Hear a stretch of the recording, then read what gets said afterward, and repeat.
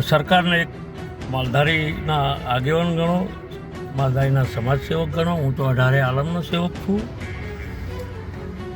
પણ સરકારને એક વિનંતી છે કે આ ચૂંટણીની અંદર અસર પડે એટલે સમજી જજો કે માલધારીઓ તમારાથી નારાજ છે અને અમારા આગેવાનો જે પણ બીજેપીમાં છે એમની તમે કોઈ નોંધ લેતા નથી.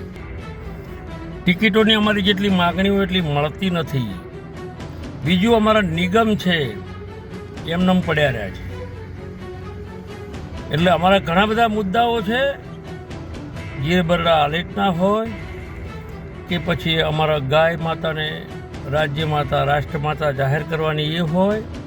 સ્થાનિક સ્વરાજની ચૂંટણી અંતિમ પડાવમાં છે, તેમ છતાં હજુ પણ કેટલાય સમાજ છે, સમાજના આગેવાનો છે તે ભારતીય જનતા પાર્ટીથી નારાજ ચાલી રહ્યા છે અને એક વિડીયો બનાવી સોશિયલ મીડિયા પર પોસ્ટ કરી રહ્યા છે. આવો જ એક સમાજ એટલે માલધારી સમાજના ભુવાજી નાગજીભાઈ છે, તેમના દ્વારા ફરી એક વિડીયો છે તે સોશિયલ મીડિયાના અલગ અલગ પ્લેટફોર્મ પર વાયરલ કરવામાં આવ્યો છે, જેમાં તેમના દ્વારા ફરી એક વખત ભારતીય જનતા પાર્ટી પ્રત્યેની નારાજગી છે તે જતાવાઈ છે અને આ વખતે તેમણે કહ્યું છે કે જો આગામી સ્થાનિક સ્વરાજની ચૂંટણીના પરિણામમાં જો ભારતીય જનતા પાર્ટીને ઝટકો લાગે છે તો તે માનવામાં આવે કે આ માલધારી સમાજની નારાજગી છે.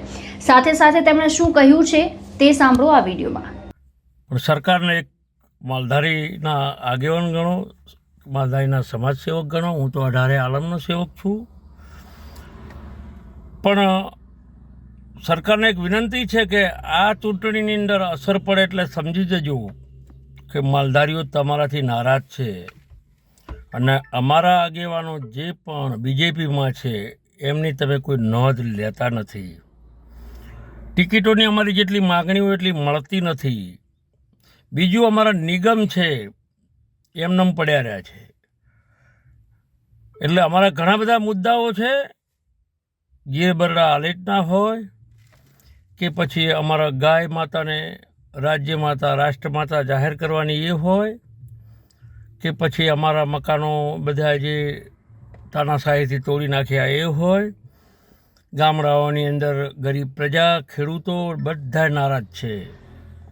તો બધી સમાજ છે પણ હું માલધારી સમાજ, મારા આહિર, ભરવાડ, રબારી, ગઢવીની હું વાત કરી રહ્યો છું કે હવે તમે આ વિધાનસભાની ચૂંટણી આવે એ પહેલાં અમને બધા યોગ્ય ન્યાયો મળવા જોઈએ. નહીંતર અમારા આગેવાનો પણ ત્યાં બેસી રહ્યા છે. અમારા આગેવાનોની તમે નોંધ નથી લેતા. બીજેપીમાં એમની સાથે કેટલાય લોકો જોડાયા હતા અને એની અસર તમને વિધાનસભામાં પડશે. એટલે વિધાનસભામાં અમારી યોગ્ય માગણી જેટલી ટિકિટો આપજો.